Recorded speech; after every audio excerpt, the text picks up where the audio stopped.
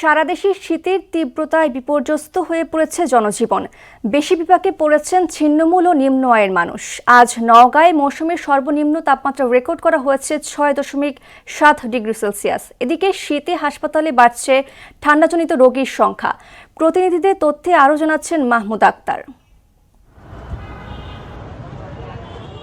মঙ্গলবার রাজশাহীতে মৌসুমের সর্বনিম্ন তাপমাত্রা রেকর্ড করা হয়েছে 7 ডিগ্রি সেলসিয়াস।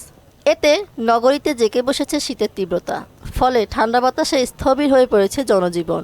আমাদের এখানে প্রচুর শীতের মানুষ বার পাচ্ছে না, এই কারণে মানুষজন কাজ কাম করতে পারছে না। সকালে একটু শীত বেশি হচ্ছে, এই কারণে জনজীবন সাধারণ মানুষের অসুস্থ হয়ে যাচ্ছে। সকাল সকাল আমাদের উঠে ফ্রেশ হওয়া লাগে, কলেজে আসা লাগে, এটা ঠান্ডার ভিতরে একটু সমস্যায়। এদিকে গতকাল চুয়াডাঙ্গার সর্বনিম্ন তাপমাত্রা রেকর্ড করা হয় 7.5 ডিগ্রি সেলসিয়াস।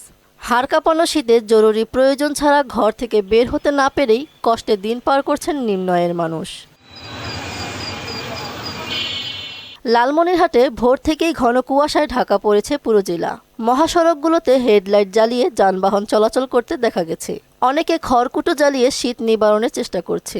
এতে ভোগান্তিতে পড়েছে বিভিন্ন শ্রেণী পেশার মানুষ। প্রচণ্ড শীত।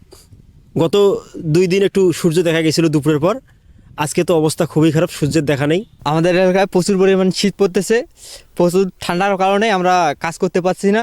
শীতের কারণে আমরা লোক নিতে পারছি না, 2টা লোক নিছিলাম, তার মানে শীতের কারণে আবার চলে গেছে ওরা। শীতের এই সময়ে স্বাস্থ্য ঝুঁকি এড়াতে চিকিৎসকের পরামর্শ অনুযায়ী গরম কাপড় ব্যবহার, বিশুদ্ধ খাবার গ্রহণ এবং শিশুদের প্রতি বিশেষ যত্ন নেওয়ার পরামর্শ দিয়েছেন চিকিৎসকরা। শৈত্য প্রবাহ যে আমাদের উপর দিয়ে চলে যাচ্ছে পরিবেশে, তা শীতকে আমাদের একটু সাবধানতা অবলম্বন করতে হবে। বিশেষ করে সকালবেলা বয়স্ক এবং বাচ্চারা বাসা থেকে বের হবে না। চলতি মাসে দেশে অন্তত 5 দফায় শৈত্যপ্রবাহ হয়ে যাওয়ার পূর্বাভাস দিয়েছে আবহাওয়া অধিদপ্তর। এর মধ্যে একটি তীব্র শৈত্যপ্রবাহ হতে পারে। মাহমুদ আক্তার, মোহনা সংবাদ।